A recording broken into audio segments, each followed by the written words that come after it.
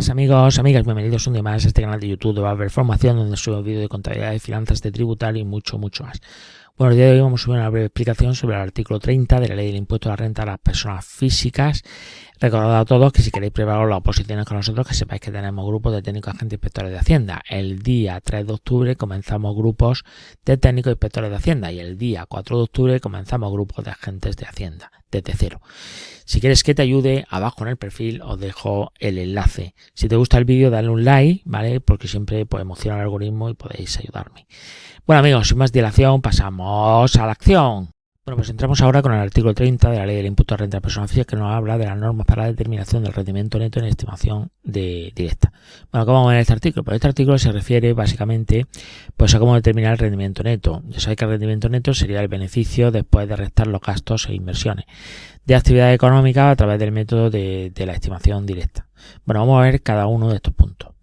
En el punto 1 nos dice que la determinación de los rendimientos de la actividad económica se efectuará con carácter general por el método de estimación directa, admitiendo dos modalidades, la normal y la simplificada.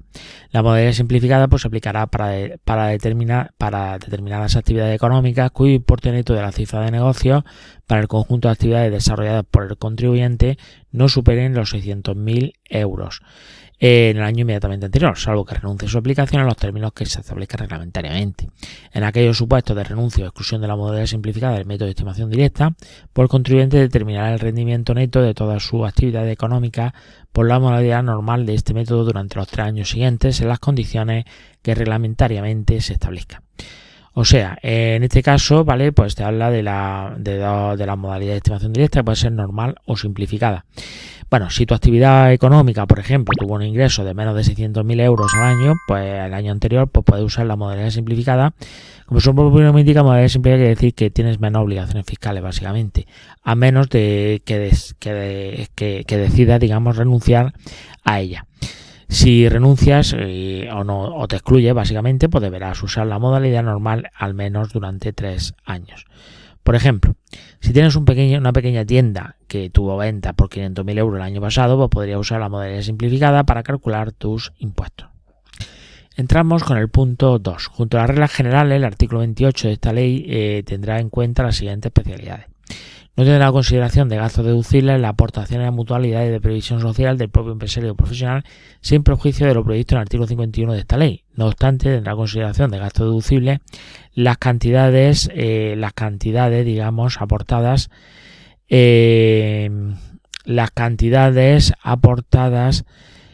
por el deducible las cantidades abonadas en virtud de contratos de seguros concertados con mutualidades de previsión social por profesionales no integrados en el régimen especial de la seguridad social de los trabajadores por cuenta propia autónomos, cuando a efectos de dar cumplimiento a la obligación prevista en la disposición adicional 15ª de la Ley 30 de 1995 de 8 de noviembre de ordenación y supervisión de los seguros privados actúe como alternativa al régimen especial de la seguridad social, mencionando en la parte que tenga por objeto la cobertura de contingencias atendidas por dicho régimen especial, con el límite de la cuota máxima por contingencias comunes que esté establecida en cada ejercicio económico, en el citado régimen especial.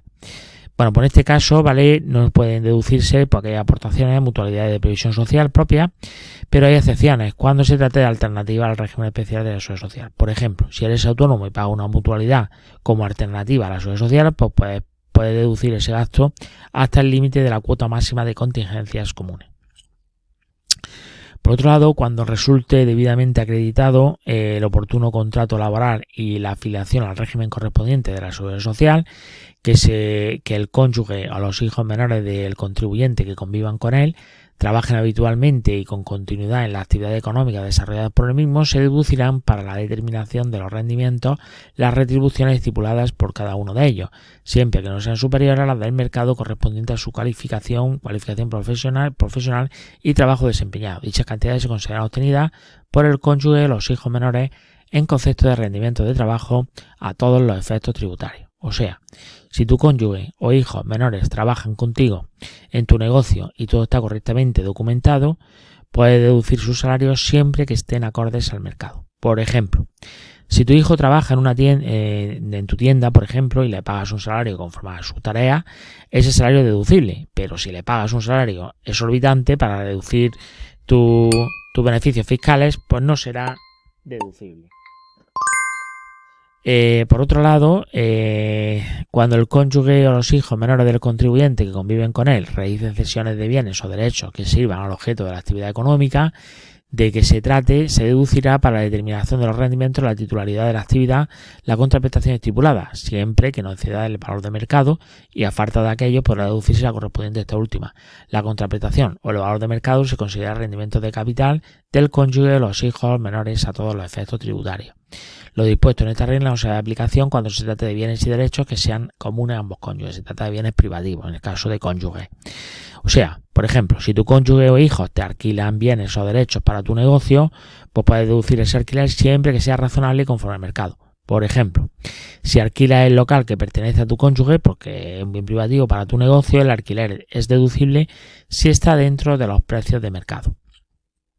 El apartado 4 nos dice que reglamentariamente podrán establecerse reglas especiales para la cuantificación de determinados gastos deducibles en el caso de empresarios y profesionales en estimación directa simplificada, incluido lo de difícil justificación. La cuantía que con arreglo a dichas reglas especiales se determine para el conjunto de provisiones deducibles y gastos de difícil justificación no podrán ser superiores a 2.000 euros anuales.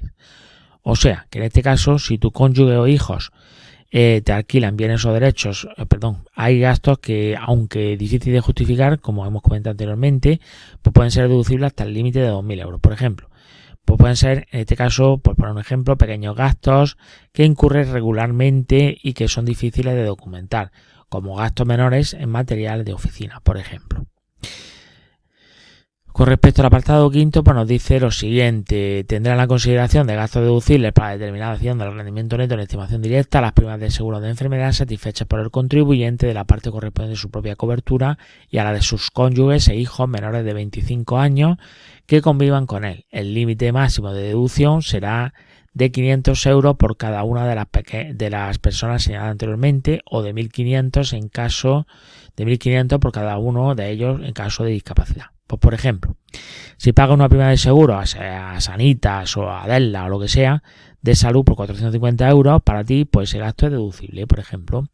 En los casos de que el contribuyente afecte parcialmente su vivienda habitual al desarrollo de la actividad económica, los gastos de suministro de dicha vivienda, tales como agua, gas, electricidad, telefonía, internet, en el porcentaje resultante serán deducibles el porcentaje resultante de aplicar el 30% a la proporción existente entre los metros cuadrados de la vivienda destinada a la actividad respecto a su superficie total, salvo que se pruebe un porcentaje superior o inferior. Vale, pues en este caso, por ejemplo, si usas tu parte de tu vivienda para el negocio, pues puedes deducir un porcentaje de los gastos de suministro. Por ejemplo, si utilizas el 20% de tu casa como oficina y tus gastos de electricidad son 1.000 euros, pues te puedes deducir 60 euros, que sería el 20% de 1.000 euros, y luego el 30% de ese 20%.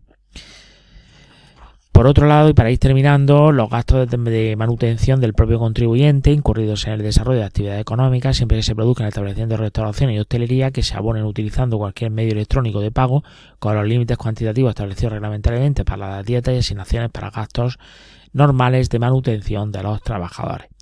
O sea, en este caso se trata de gastos de manutención, establecimientos de restauración y hostelería. O sea, si te tomas un café, si te tomas una comida, siempre que se pague electrónicamente, no vale efectivo, tiene que pagarse a través de tarjeta prácticamente. Por ejemplo, si comes en un restaurante por temas de negocios y pagas con tarjeta, pues ese gasto es deducible hasta cierto límite. Y ya para ir terminando, pues resumen de este artículo, lo que detalla es cómo calcular los rendimientos de actividad económica mediante la estimación directa y qué gastos se pueden deducir. Bueno, pues hasta aquí nuestra clase de hoy y nos vemos en el siguiente artículo. Chao, chao, que vaya todo genial.